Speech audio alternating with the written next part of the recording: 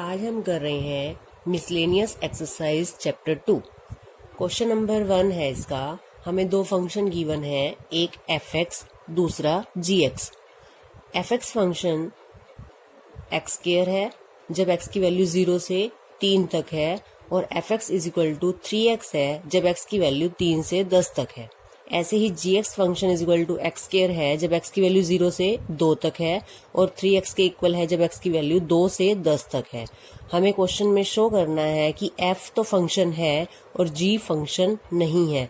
अब हमने 2.3 में फंक्शन की डेफिनेशन सीखी है कि कोई रिलेशन फंक्शन कब होता है। एक बार उसको देखते हैं।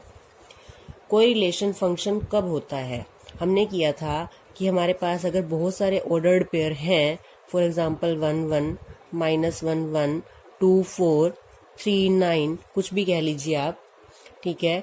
तो ये रिलेशन फंक्शन कब होता है, अगर इसका फर्स्ट एलिमेंट रिपीट ना हो। जैसे यहाँ पे 1 है, -1 है, 2 है, 3 है, कोई भी फर्स्ट ऑर्डर्ड पेयर का एलिमेंट रिपीटेड नहीं है, सेकंड एलिमेंट रिपीट हो सकता है। हमने रिलेशन को फंक्शन कहते समय सिर्फ फर्स्ट कंपोनेंट को देखना है कि वो रिपीट नहीं होना चाहिए। इसका मतलब क्या होता है कि किसी एक एलिमेंट की दो इमेज नहीं है, एक एलिमेंट की एक ही इमेज है, इसे इमेज कहते हैं, सेकंड कंपोनेंट को इमेज कहते हैं। अब कोई रिलेशन फंक्शन कब नहीं होगा, फॉर एग्जांपल मैंने मान लो फंक्शन की कुछ भी वैल्यू है, वहां पर कुछ भी वैल्यू पुट की, मान लो मैंने 3 पुट किया और मेरा 9 आ गया। फिर मैंने जो है एक बार दोबारा से 3 पुट किया और मेरा 6 आ गया। अब x की वैल्यू मैंने क्या पुट की थी, 3, y की वैल्यू क्या आई, 9। एक ऑर्डर्ड पेयर तो रिलेशन का ये हुआ कि 3 पुट करने से 9 आता है। फिर मैंने 3 पुट किया, मेरी इमेज आई 6। तो ऐसे रिलेशन को हम फंक्शन नहीं कहते, क्योंकि यहाँ पर 3 की दो डिस्टिंक्ट इमेजेस आ गई हैं। अगर दोनों बार 3 रखने से आंसर 9 ही आए तो हमारा ये फंक्शन है, क्योंकि 3 की एक ही, इसको कहते हैं यूनिक इमेज है। और अगर ऐसे आ जाए, इसको कहते हैं डिस्टिंक्ट इमेज है। जब एक एलिमेंट की दो अलग अलग इमेज आ जाए तब वो फंक्शन नहीं होता। तो इसी तरीके से हमने इस क्वेश्चन को सोल्व करना है। अब हम देखते हैं, हमने यहाँ पे fx जो है फंक्शन कहाँ से कहाँ तक है, 0 से लेके 10 तक है। 0 से लेके 3 तक ये वैल्यू है और 3 से लेके 10 तक ये वैल्यू है। तो अब क्या हम सारे 0 से लेके 10 तक तो बहुत सारे पॉइंट होते हैं रियल नंबर के अंदर, 0.1 0.2 0.9 1.1, तो कहाँ तक चेक करेंगे। हमने सिर्फ फंक्शन को वहां चेक करना है जहां पर फंक्शन जो है ब्रेक हो रहा हो। ब्रेक का मतलब क्या होता है कि यहाँ पर भी फंक्शन की वैल्यू जब 3 है, x की वैल्यू 3 है, तब fx x स्क्वायर के इक्वल है। यहाँ पे भी x 3 के इक्वल है, यहाँ पे fx 3x है। तो जहाँ पर फंक्शन चेंज हो रहा है, x स्क्वायर से 3x बन रहा है जिस पॉइंट पर, उस पॉइंट पर ही सिर्फ फंक्शन को चेक करना है। इसमें हमने फंक्शन को सिर्फ x इज इक्वल टू 3 पर चेक करना है, क्योंकि x इज इक्वल टू 3 पर फंक्शन की वैल्यू x स्क्वायर है और 3 पे यहाँ पर 3x भी है। यहाँ लिखेंगे at x is equal to 3। At x is equal to 3 जो fx है हमारा, उसकी वैल्यू x स्क्वायर है और fx की वैल्यू 3x भी है। तो हमने x को 3 पुट करना है और fx को क्या कहते हैं, y भी कहते हैं। देखते हैं y क्या आता है। तो हमने यहाँ f की वैल्यू 3 पुट की, ये हो गया 3 का स्क्वायर, ये आ गया 9। तो यहाँ पे ऑर्डर्ड पेयर बना हमारा 3,9। मैंने x की वैल्यू 3 पुट की और मेरा y जो है 9 आया। अब यहाँ पर भी x की वैल्यू 3 पुट करेंगे, 3 इंटू 3, यहाँ से आया 9। तो ऑर्डर्ड पेयर क्या आया, 3,9। अब क्या लिखेंगे, x is equal to 3 has a unique image. जब एक इमेज होती है तो उसे यूनिक इमेज कहते हैं इन fx में x की यूनिक इमेज है और बाकी सभी एलिमेंट्स की भी यूनिक इमेज है। तो लिखेंगे hence fx is a function for कहाँ से कहाँ तक, x 0 से लेके 10 तक। इस पूरे को इकट्ठा कर देंगे कि 0 से लेके 10 तक जब है तब हमारा fx जो है वो फंक्शन है। अब gx के लिए चेक करना है ऐसे ही सेम। gx के लिए कैसे चेक करते हैं, लिख लेंगे। अब gx को कहाँ चेक करना है, at x is equal to 2। 2 पर क्यों, क्योंकि उसका जो फंक्शन है वो 2 पर चेंज हो रहा है।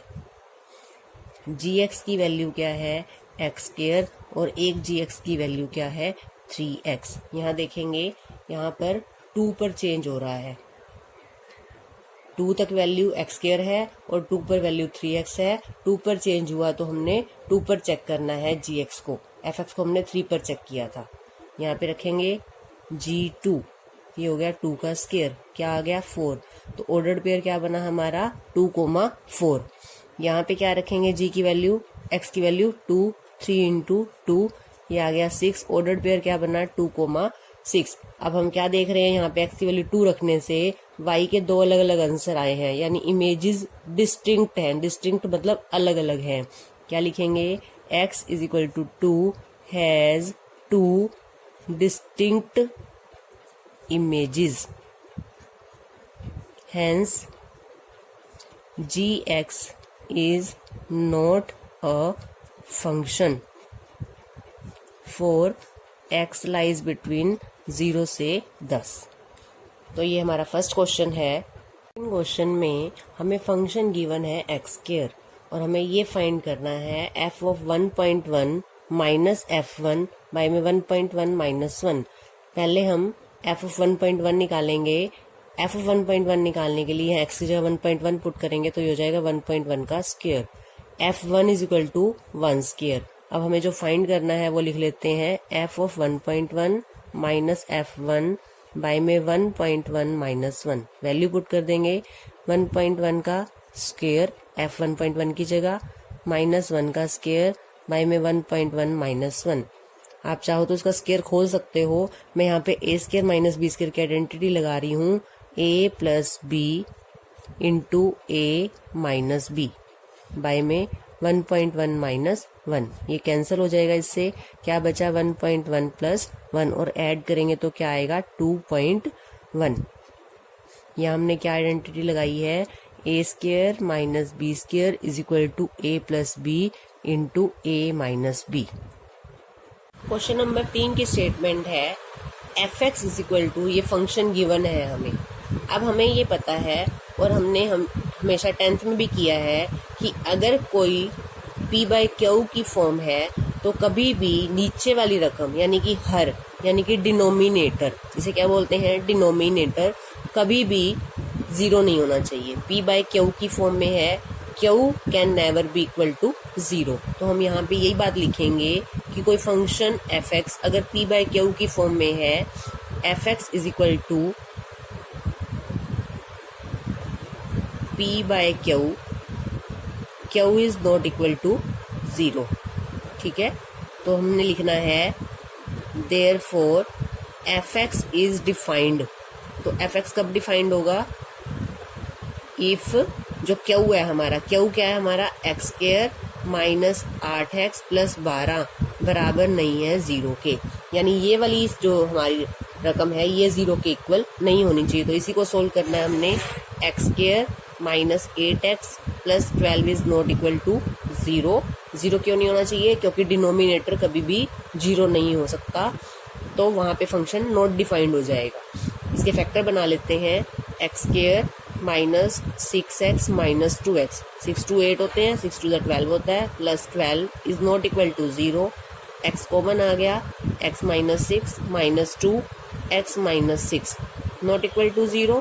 यहाँ हो जाएगा x minus 6 into x minus 2 not equal to 0। तो यहाँ से क्या वैल्यू आ गई x की value, x is not equal to 6 and 2। जो x की दो वैल्यू आई है 6 और 2, इसके बराबर x नहीं होना चाहिए, क्योंकि अगर x इसके इक्वल हो गया तो हमारा q 0 हो जाएगा और बटे में कभी भी 0 नहीं होना चाहिए। तो जो हमारा क्वेश्चन क्या था, हमने इस फंक्शन की हमें डोमेन बतानी है। Therefore domain of function df क्या होगा, यानी कि सिर्फ 6 और 2 नहीं होना चाहिए x, उसके अलावा कुछ भी हो सकता है, क्योंकि कोई भी रियल नंबर हो सकता है। आप कुछ भी रख लो, यहाँ पे x की वैल्यू कुछ भी पुट कर सकते हैं, हम बटे में भी रख सकते हैं, पॉइंट में भी रख सकते हैं, माइनस में भी रख सकते हैं, कुछ भी रख सकते हैं, फंक्शन की वैल्यू आएगी आपकी। लेकिन कब नहीं आएगी, जब 6 और 2 होगा। तो यानी कि डोमेन क्या है, पूरा का पूरा रियल नंबर, लेकिन 2 और 6 नहीं चाहिए। तो कैसे लिखते हैं इसको, -2 6। ये वाला जो है ये सेट का निशान है, इंटरवल का साइन नहीं डालना यहाँ पे, यानी कि पूरा रियल नंबर चाहिए, सिर्फ ये 2 एलिमेंट नहीं चाहिए। 2 एलिमेंट को हमने सेट में दिखा दिया, R -2 and 6। क्वेश्चन नंबर 5 है, हमें फंक्शन गिवन है mod of x -1, find domain and range of fx। अब हमने इस फंक्शन की डोमेन एंड रेंज बतानी है। डोमेन यानी कि x की वैल्यू, अब आप देखो x यहाँ पे हम कुछ भी पुट कर सकते हैं, कोई रिस्ट्रिक्शन नहीं है, हमें बटे में भी ले सकते हैं, माइनस में भी ले सकते हैं, रूट में भी ले सकते हैं। बस ये है कि अंदर से जो वैल्यू आएगी वो बाद में पॉजिटिव हो जाएगी। तो यहाँ क्या लिखेंगे, जो हमारा फंक्शन है fx is defined for all real numbers. सारे के सारे रियल नंबर के लिए fx डिफाइंड है, therefore domain of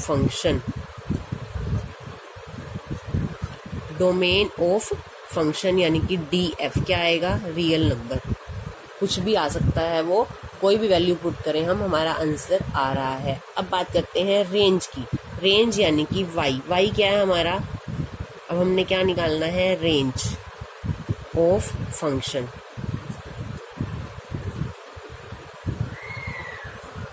late y is equal to fx, और fx इसके बराबर है mod ऑफ x -1 के। अब हमें पता है कि हम x की वैल्यू कुछ भी रख सकते हैं, आंसर कुछ भी आ रहा है, नेगेटिव भी आ रहा है, पॉजिटिव। लेकिन जब हम मॉडुलस को सोल्व करेंगे तो मोड के बाहर, कल भी बताया था, हमेशा आंसर क्या आता है, पॉजिटिव।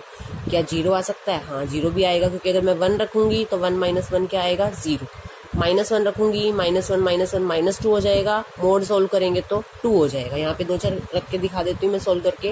मान लो मैंने 1 रखा जब x को, तो मेरा आंसर क्या आ रहा है, 0। जब मैंने यहाँ पे 2 रखा, 2 में से एक गया 1, और 1 का मॉडुलस क्या होता है, 1। मान लो मैंने -1 रखा, तो क्या आ रहा है, -1 -1 -2, मोड से बाहर आ गया तो 2। मान लो मैंने -5 रखा, -5 -1 क्या हो गया, -6, मोड से बाहर आएंगे तो क्या आ जाएगा, 6। तो आप क्या देख रहे हो, हमारे क्या आ रहे हैं, जो y, x तो मैं कुछ भी रखते जा रही हूँ, और y क्या आ रहा है मेरा, y मेरा पॉजिटिव आ रहा है। तो यहाँ पे क्या लिखेंगे, वी नो जो मोड ऑफ x -1 है वो जो है ग्रेटर देन इक्वल टू 0, क्योंकि मॉडुलस हमेशा ग्रेटर देन इक्वल टू 0 होता है। मोड ऑफ x -1 क्या है, y is greater than equal to 0, therefore जो रेंज ऑफ फंक्शन है वो क्या होगी, इंटरवल फॉर्म में लिखनी होती है range. Greater than equal to 0 को कैसे लिखते हैं, 0 के बराबर और 0 से बड़ा। तो ये हमारी रेंज है, और डोमेन यानी कि कोई भी रियल नंबर हम रख सकते हैं। 7th क्वेश्चन में हमें गिवन है, let f and g, fg या fxgs कह लो, ये फंक्शन है, such that from r to r, यानी रियल नंबर से रियल नंबर बी डिफाइंड। ये हमें गिवन है कि फंक्शन डिफाइंड है, और fx is equal to x + 1, gx is equal to 2x - 3, find f + g, f - g, f/g। अब देखते हैं इस क्वेश्चन को कैसे निकालना है। हमें fx एंड gx गिवन है, पहले हम निकालते हैं f + g। f + g का मतलब है fx + gx। हम f भी कह लेते हैं उसको, fx भी कह देते हैं। fx + gx निकालना है। fx की वैल्यू क्या है, x + 1, और gx की वैल्यू क्या है, 2x - 3। सोल्व कर लेंगे इसको, क्या आ जाएगा, 3x - 2। ये हो गया f + g। ऐसे हमें क्या निकालना है, f - g, यानी कि fx - gx। fx क्या है हमारा, x + 1 माइनस gx क्या है हमारा, 2x, और ये माइनस का +3 हो जाएगा, -x + 4। ये आ गया f - g। अब हमें निकालना है f/g। f/g, f क्या है हमारा, x + 1 बाय में 2x - 3। लेकिन साथ में हमें यहाँ पर बताना होगा कि जो 2x - 3 है वो नॉट इक्वल टू 0 होना चाहिए। साथ में हमें दिखाना होगा 2x - 3 नॉट इक्वल टू 0। यहाँ से x की वैल्यू निकाल लो, x की वैल्यू क्या आ गई, x is not equal to 3/2। तो साथ में ये जरूर लिखना होगा कि जो डिनोमिनेटर है वो 0 के इक्वल नहीं हो सकता। तो ये हमारा f/g है, लेकिन f/g की कंडीशन है कि x की वैल्यू नॉट इक्वल टू 3/2 रहनी चाहिए। क्वेश्चन नंबर 8 में हमें एक फंक्शन गिवन है रोस्टर फॉर्म में, और फंक्शन जो है फ्रॉम z टू z यानी इंटीजर टू इंटीजर है। बाय फॉर्मूला जो है fx गिवन है ax plus b determine a and b। ये जो फंक्शन है फॉर्मूला की तरह तो हमें इस तरह से गिवन है, और फंक्शन रोस्टर फॉर्म में ऐसे गिवन है, और हमें a और b की वैल्यू निकालनी है। अब हमें ये दिख रहा है कि जो ये 1 1 है ये इस फंक्शन से आया है। 1 1 यानी कि x की वैल्यू 1 पुट करने से y की वैल्यू 1 आती है, x की वैल्यू 0 पुट करें तो y की वैल्यू -1 आती है, x की वैल्यू 2 पुट करें तो y की वैल्यू 3 आनी चाहिए। fx ही y होता है, यहाँ लिख लेते हैं हम y is equal to ax plus b। fx और y एक ही बात होती है, तो fx की जगह मैंने y लिख लिया, y is equal to x plus b। अब क्या लिखेंगे, जो हमारा हमने मान लो मैंने यहाँ से 1 1 ले लिया, ठीक है। जो 1 1 है ऑर्डर्ड पेयर हमारा बिलोंग करता है f में। इसका मतलब क्या है कि यहाँ पे हम y की वैल्यू 1 और x की वैल्यू 1 पुट करेंगे। 1 is equal to a into 1 plus b, 1 is equal to a plus b। a plus b की वैल्यू क्या आ गई 1, इसको मैंने इक्वेशन 1 ले लिया। अब मैं देखती हूँ 2 3 भी है, आपकी मर्जी है, आप कोई भी एलिमेंट ले सकते हो, ये चारों के चारों फंक्शन के ही आपके ऑर्डर्ड पेयर हैं। अब मैंने ले लिया 0 एंड -1, ये भी कहाँ बिलोंग कर रहा है फंक्शन में। अब मैं 0 किस जगह रखना है, x की जगह, और y की जगह -1। y की जगह रखेंगे -1 is equal to a into 0 plus b। x की वैल्यू 0, y की value -1। -1 is equal to 0 into a क्या हो गया 0 प्लस b। 0 प्लस b क्या होता है b। b की वैल्यू क्या आ गई -1। b की वैल्यू यहाँ पुट कर दो, put value of b in equation. Equation का मतलब समीकरण 1 में। समीकरण 1 में b का मान रखने पर पहले इक्वेशन 1 लिखेंगे, a plus b is equal to 1। a plus b की वैल्यू क्या है -1 is equal to 1। a is equal to 1, ये -1 इधर आके +1 हो जाएगा। a की वैल्यू क्या आ गई 2, तो a की वैल्यू आ गई 2 और b की वैल्यू क्या आई थी -1। तो a is equal to 2 and b is equal to -1, ये हमारा